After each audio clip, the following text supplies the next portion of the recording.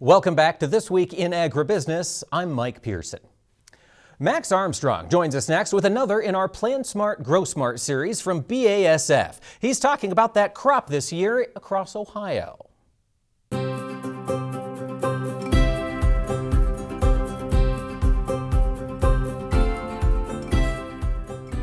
Talk a little bit about this season as far as the bean crop is concerned and your choice of seed and the difference that makes, Evan.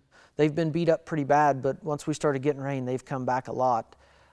We put out I think it's a 34 variety test plot every year for soybeans. Zetavo always has a couple that sort their way to the top, a couple varieties. And Zetavo has always been very good as far as yield goes. We always sit down and have the conversation with our rep about what diseases we're going to have to play with, and we try to be on the cutting edge of planting early. We plant all of our soybeans first. How early did you plant this year? We were in there the first week of April, starting to plant. Do a little analysis of comparing Zetavo with other soybean varieties that you analyze. What really is the strength for Zetavo that makes you choose it? Well, I think the service is one thing.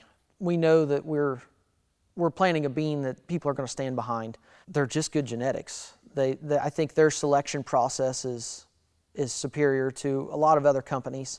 Zetavo has been very good in their variety selection, getting them to our farm and knowing what acre they need to be put on. And we've gotten along really well with them. So the Zetavo genetics really have stood out for you. Zetavo genetics have really stood out. Their standards are over and above what other people are doing. Their genetics have always performed on our farm very well. With the test plot we have, we're able to go through different varieties and select what's going to work on different soil types. The service that we get with Zetavo, they work very closely with us to make sure that we get the right bean on the right acre. And also the treatment package that we can get on Zetavo has been superior to the others. Describe for us over the season what your soybean herbicide program looks like here, Evan. We run a residual in our post-pass also, usually in the form of Zidua SC, to keep those small seeded broadleaves and grasses away, so we're not coming back with another Liberty application later in the season.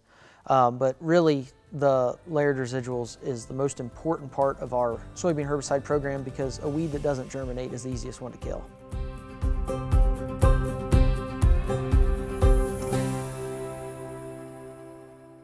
Thanks, Evan, for sharing your story with Max. And folks, you can get the full Plan Smart, Grow Smart series online at plansmartgrowsmart.com.